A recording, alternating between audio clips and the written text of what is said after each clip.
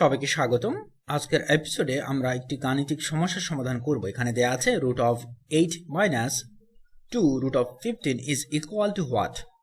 এখানে একটি এক্সপ্রেশন দেয়া আছে, আমাদের এই এক্সপ্রেশনটির মান নির্ণয় করতে হবে। আমরা প্রথমত এখানে লক্ষ্য করা যায় রুটের নিচে প্রথম রুটের নিচে 8 - 2 × √15 যে অংশটি রয়েছে, লক্ষ্য করা যাক যে রাশিটি রয়েছে সেই রাশিটির সরলীকরণ করব। আমরা পাচ্ছি 8 - 2 × √15, কারেক্ট।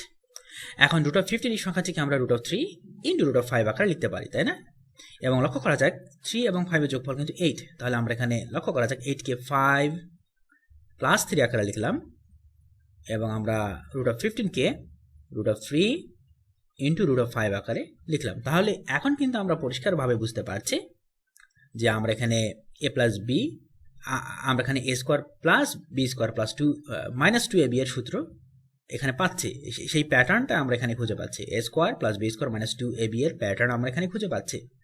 কিভাবে? আমরা এখানে √5 হোল স্কয়ার লিখতে পারি, যা 5 এর সমান। অনুরূপভাবে √3 হোল স্কয়ার লিখতে পারি, যা 3 এর সমান, -2 × √5 × √3 আমরা পাচ্ছি, কারেক্ট।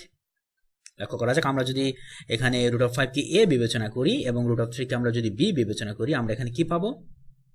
আমরা এখানে পাবো a² + b² - 2ab equal to, আমরা সিম্পলি এখানে a - b হোল স্কয়ার লিখতে পারি, কারেক্ট।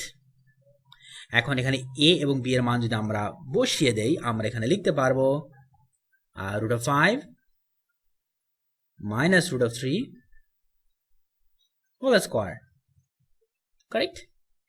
তাহলে আমরা এখানে পাচ্ছি 8 - 2 √15 ইকুয়াল টু √5 - √3 হোল স্কয়ার, তাই না? এখন যদি উভয় দিকে আমরা এখানে বর্গমূল করি, লক্ষ্য করা যাক আমরা যদি উভয় দিকে বর্গমূল করি, আমরা পাচ্ছি √8 - 2 √15 ইকুয়াল টু √5 - √3, কারেক্ট। তাহলে আমরা দেখছি আমাদের প্রদত্ত যে এক্সপ্রেশন, সেই এক্সপ্রেশনের মান কিন্তু হচ্ছে √5 - √3, কারেক্ট। তাহলে এটাই কিন্তু হবে আমাদের অ্যান্সার।